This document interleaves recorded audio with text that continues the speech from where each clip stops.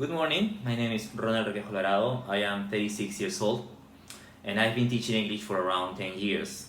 The experience that I have includes working in different private schools and also language centers.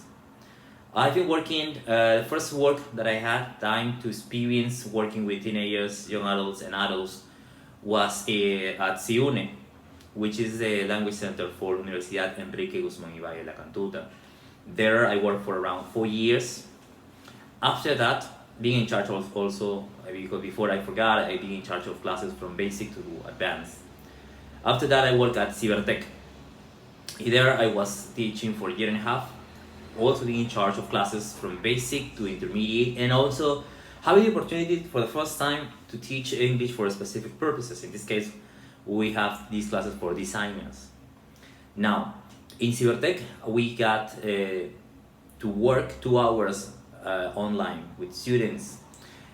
Having this time, we because Cybertech was really focused on give us all the tools that we need in order to teach outside the classrooms. So we have some workshops there in which we use basically to know how to domain platform as Moodle and the well use of platform as Skype to interact with the students. Those 2 hours we used basically to reinforce some ideas that were maybe lost at the moment of the class or solve some doubts from the same students. And after Cybertech, I work also at UTP, Universidad Tecnológica del Perú, in the language center for a year and a half. Having more time there, like I spent 1.5 years teaching basic and intermediate, same with teenagers. Not so much teenagers, to be honest. Mostly young adults and adults. Because I was teaching there kind of in the late afternoon, night. And so I have students that they're working in the morning and then they were studying. So basically I have like the students that were around 20, middle 20s, 28, or some 30s. Also, after UTP, I got the opportunity to work at Beatimel School, which is a German Peruvian school located in Chosica. And this is the place where I'm currently working.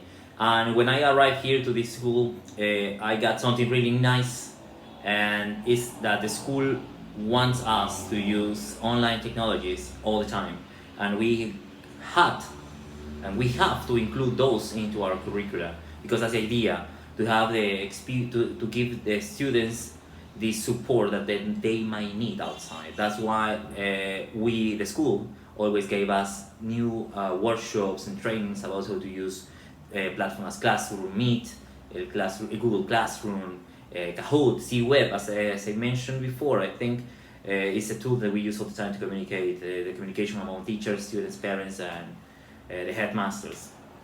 And that, including all the tools that we learn to use in school, as WordCloud, for example, Padlet, Socrative, really good, interesting online tool, Mentimeter for surveys and examination, etc.